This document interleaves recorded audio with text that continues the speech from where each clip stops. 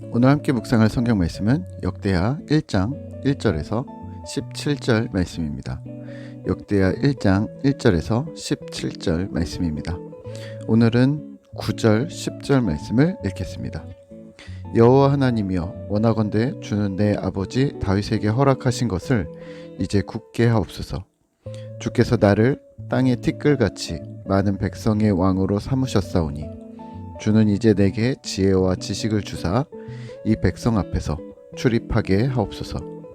이렇게 많은 주의 백성을 누가 능히 재판하리까 하니. 아멘. 오늘 함께 묵상할 주제는 기뻐하시는 자입니다. 오늘부터 10월까지 우리 공동체가 함께 묵상할 말씀은 역대하입니다. 역대기상 하는 본래 하나의 책으로서 우리가 익숙하지 않다고 느끼실지 모르겠지만 오히려 이 역사서는 우리에게 매우 친숙한 성경입니다. 왜냐하면 역대상의 주인공은 다윗, 역대하의 주인공은 솔로몬, 히스기야, 요시야 등의 선한 왕들과 분열 왕국 중 남유다의 상황을 자세히 다루고 있기 때문입니다. 물론 역대기 중간중간 족보나 관계를 설명하는 부분들이 있어서 지루하거나 난해하게 여기실지 모르겠지만 이 주요 왕들의 행적을 설명하느라 그렇다고 생각하시면 됩니다. 또한 특색 있는 것은 성전이 중심이었다는 것. 특히 역대하는 솔로몬의 성전 건축으로 시작되는데요. 이는 매우 중요한 기준점을 먼저 제시하고 있습니다. 무슨 말이냐면 역대하 1장의 솔로몬의 성전 건축을 중심으로 성전과 성전의 예배를 중요시하는 왕은 선한 왕이 되었고, 성전을 멸시하고 예배를 중요시하지 않았던 왕들은 하나님의 마음에 어긋난 악한 왕으로 역사에 남기고 있습니다. 그만큼 솔로몬이 건축했던 성전은 이스라엘의 역사에서 매우 중요한 부분이었던 것이죠. 또 하나 기억하실 것은 구약의 역사서는 두 가지로 분류하는데요. 신명기의 역사서와 역대기의 역사서로 분류됩니다.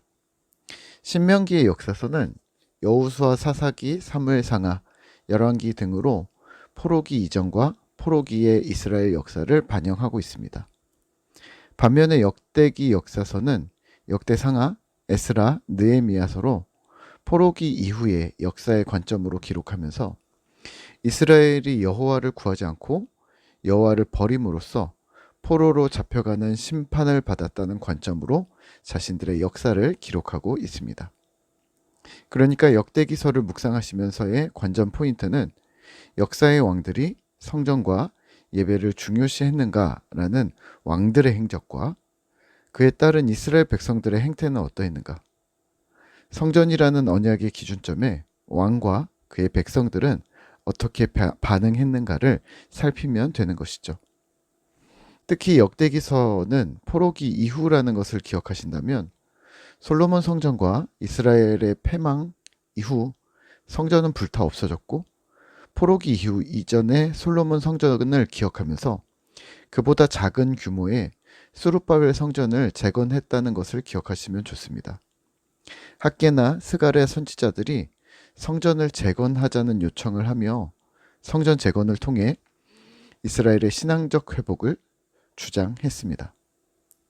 오늘 역대기서는 이 당시의 이스라엘 백성들에게 스룹바벨 성전을 건축하는 것이 솔로몬의 성전을 건축함과 같은 영광과 하나님의 임재를 기대하고 또 하나님 앞에서의 신앙의 회복을 결단하는 길이고, 더불어 자신들과 선조들이 하나님을 떠났던 것을 회개하고 성전 중심으로 성전의 언약을 기억하며 하나님 중심으로 살겠다는 신앙의 고백이 된다는 것을 알고 있었던 것이죠.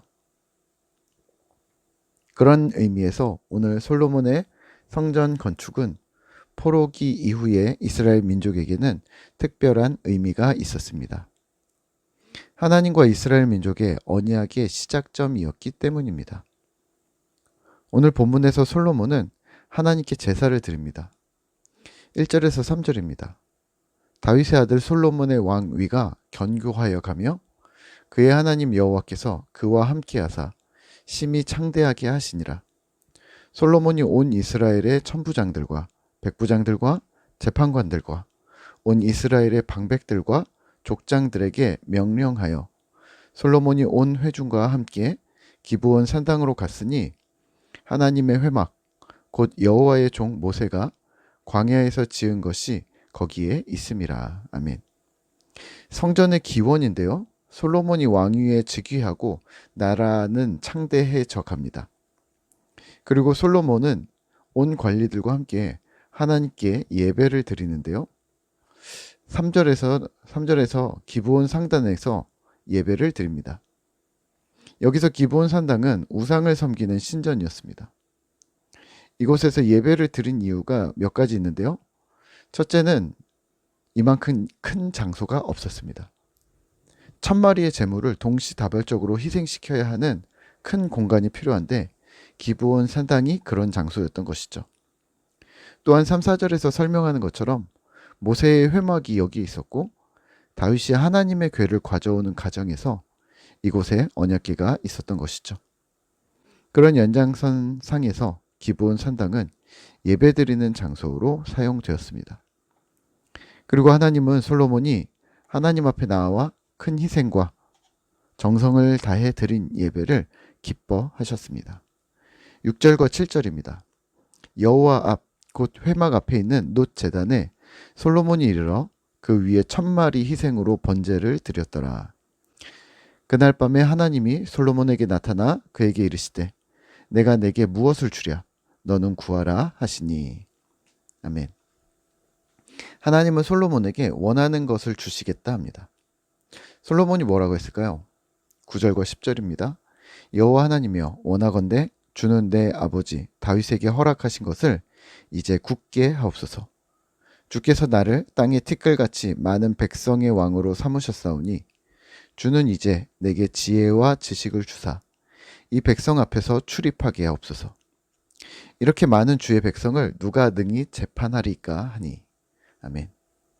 솔로몬은 지혜와 지식 주시기를 구합니다. 하나님께서 민족을 이끄는 지도자의 자리에 세우셨으니 자신에게 필요한 것은 지혜라고 합니다. 솔로몬은 부유함을 구하지 않았습니다. 전쟁의 승리, 개인의 영광, 장수함을 구하지 않았습니다. 개인의 영달이 아닌 타인을 돕고 세우기 위한 지혜 주시기를 구했습니다. 하나님은 기뻐하셨고 큰 축복을 뒤이어 약속하셨습니다. 오늘 말씀을 묵상하며 우리는 무엇을 기억해야 할까요? 하나님이 기뻐하시는 자입니다. 솔로몬이 지혜를 구한 것이 왜 그렇게 하나님의 기쁨이 되었을까요? 지혜가 가장 소중한 것을 솔로몬이 알아채서일까요? 금, 은, 동 이런 가치 속에서 지혜가 금에 속해 있는데 솔로몬의 눈썰미가 지혜를 구하는 것이 득이 되겠다는 판단이 섰고 그 눈썰미를 하나님이 칭찬하신 걸까요? 아니요, 그렇지 않습니다. 하나님의 기뻐하심의 이유는 그 지혜가 필요한 이유 때문이었던 듯합니다. 개인의 영달, 자신의 지위를 높이고 귀해지는 것이 목표가 아니라 타인의 영달을 위한 간구였기 때문입니다. 지혜가 중요한 것도 맞지만 그 이유까지도 자신의 영광이 아닌 타인을 지지하고 돕고 세우기 위한 주요한 덕목이었기 때문입니다. 이미 자신의 지위를 하나님이 높이셨다. 이스라엘의 최고 권위자, 왕으로 삼아 주셨고 열방에서 이미 강성한 나라가 되게 하셨고 그런 그가 마음을 쓰는 것은 백성들이었습니다. 그들에게 사랑을 베풀고 싶었고 하나님의 지혜를 끼치고 싶었고 하나님의 평강이 자신뿐 아니라 온 민족에게 미치기를 원했던 것이죠. 마치 복음을 접한 신자가 이 복음의 능력에 기뻐 전하지 않고는 견딜 수 없었던 그런 열정과 같습니다. 아니, 이 좋은 하나님을 왜 안 믿어? 왜 하나님을 몰라? 라는 그런 애달른 마음이 있었던 것이죠. 오늘 우리는 어떨까요? 우리의 간구는? 우리의 기도 제목은 무엇입니까? 개인일까요? 타인일까요? 작은 범위입니까? 큰 범위입니까? 그 영향력이 개인이나 어떤 조직의 영화로움일까요? 하나님의 영향력이 세상에 미치기를 기도할까요? 개인의 영달은 사실 인간인 우리 모두에겐 유혹입니다. 남들보다 잘 되고 싶고, 좋은 것을 먹고, 좋은 것을 입고, 좋은 것을 가지고 싶은 마음은 누구에게나 있을 테니까 말입니다. 하지만 참 제자된 자들이 그리하지 않는 이유는 나보다 앞서는 우선순위들이 있기 때문인 것이죠. 연약한 이웃, 무너지고 상한 세상, 복음의 영향을 누리지 못하는 공동체와 같은 눈에 밟히는 애달른 대상들이 산재해 있기 때문입니다. 오늘 우리가 솔로몬처럼 되었다고 생각하고 하나님 앞에서 타인을 위한 나의 기도 제목을 만들어 보면 어떨까요? 그런 하나님이 기뻐하시는 자가 되어보는, 연습해보는, 그리고 훈련되어져 가는 꿈터 성도 되시기를 기도합니다.